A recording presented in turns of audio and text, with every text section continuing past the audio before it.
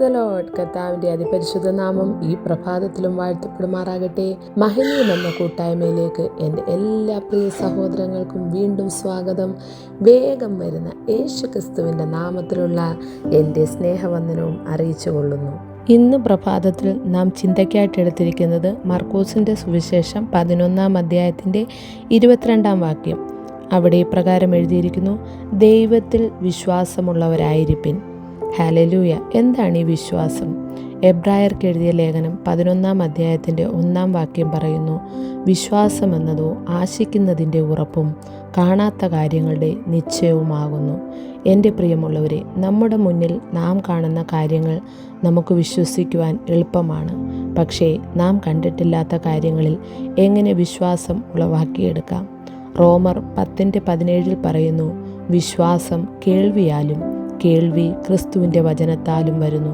സഹോദരങ്ങളെ, നിങ്ങൾക്ക് അകമഴിഞ്ഞ് ദൈവത്തിൽ വിശ്വസിക്കണമെന്ന് ആഗ്രഹമുണ്ടെങ്കിൽ നിങ്ങൾ ക്രിസ്തുവിൻ്റെ വചനം കേൾക്കണം.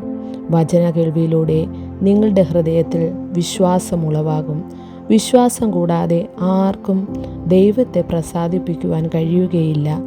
എൻ്റെ നീതിമാൻ വിശ്വാസത്താൽ ജീവിക്കും. പിന്മാറുന്നുവെങ്കിൽ എൻ്റെ ഉള്ളത്തിന് അവനിൽ പ്രസാദമില്ല.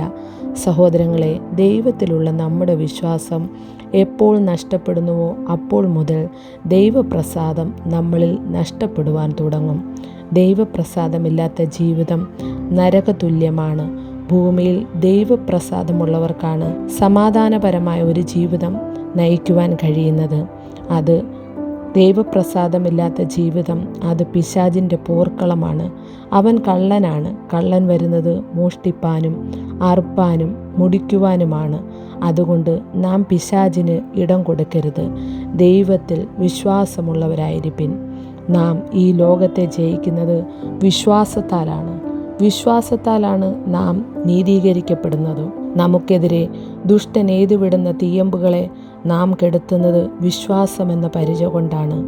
അഴിഞ്ഞു പോകുന്നതും തീയിൽ ശോധന കഴിക്കുന്നതുമായ പൊന്നിനേക്കാൾ വിശ്വാസത്തിൻ്റെ പരിശോധന വിലയേറിയതാണ്. ഈ വിലയേറിയ വിശ്വാസം യേശു ക്രിസ്തുവിൻ്റെ പ്രത്യക്ഷതയിൽ പുകഴ്ചയ്ക്കും തേജസ്സിനും മാനത്തിനും കാരണമായി തീരുന്നു. നമ്മുടെ വിശ്വാസത്തിൻ്റെ നായകൻ യേശു ക്രിസ്തുവാണ്.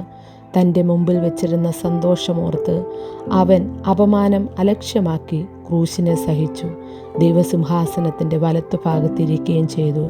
ഇപ്പോൾ അല്പനേരത്തേക്ക് നാനാ പരീക്ഷകളാൽ ദുഃഖിച്ചിരിക്കേണ്ടി വന്നാലും നമുക്ക് ആനന്ദിക്കാം.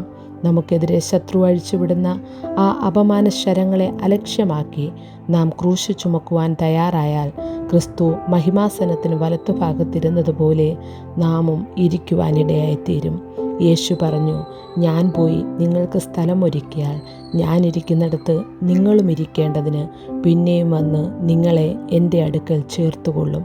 അതെ, തൻ്റെ വിശുദ്ധരെ ചേർക്കുവാൻ യേശു ക്രിസ്തു ഇതാ വേഗം വരുന്നു.